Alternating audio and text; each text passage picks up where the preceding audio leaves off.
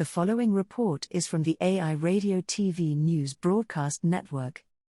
Headline: Canadian TV news at a crossroads as financial strain deepens, experts say.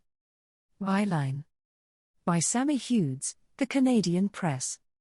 Lead: BCE Inc.'s requests for the federal telecoms regulator to waive local news and Canadian programming requirements for its television stations is the latest signal that Canadian journalism is under threat, say those who study the media industry.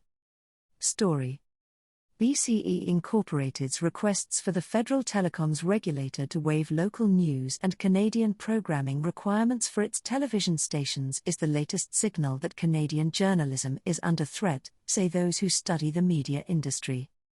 One of two applications by Bell Media on June 14 requested the CRTC drop requirements for spending on local news and on the number of hours per week that stations are required to broadcast locally reflective news in major and smaller markets. The applications were filed the same day Bell announced it is cutting 1,300 positions, shutting or selling 9 radio stations and closing 2 foreign bureaus amid plans to significantly adapt how it delivers the news in the face of rising financial pressure. Magda Konieczna, an associate journalism professor at Concordia University in Montreal, said the move would potentially widen the existing gap in local coverage as industry struggles have prompted job cuts in local markets. You see them saying that they want more leeway to cover neighboring communities, they want more leeway to cover national and international news. People are already getting that stuff, said Konieczna. No one else is going to cover my local community except for my local media. Local news is what I really worry about because I think that's where democracy really resides. Bell's filing noted its 35 local television stations branded as CTV, CTV2, and Nouveau Plus 3 discretionary television news services, CP24, CTV News Channel and BNN Bloomberg, are under financial strain. It asked the regulator to waive the requirement for the company to invest 11% of the previous year's revenues in locally reflective news. Bell also requested the elimination of a requirement for English-language television stations in metropolitan markets to broadcast at least 14 hours of local programming per week. In Quebec, Bell asked the regulator to do away with its obligations to broadcast at least 5 hours of local programming per week at its Montreal station.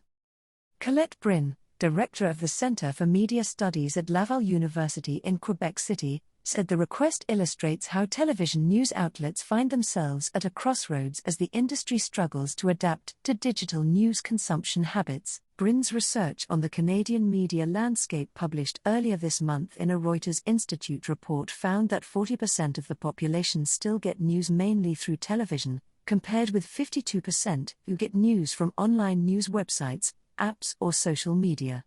But just 11% of Canadians indicate a willingness to pay for online news, according to Bryn's research. People are concerned with the decline of news offerings, she said. But there's a saying in French, everyone wants to go to heaven, but nobody wants to die, the idea of having to pay for something. The report found CTV News led the way in weekly reach among English speakers for traditional news consumption methods. Our ability to really have trustworthy and reliable news from our own country is under threat, Bryn said.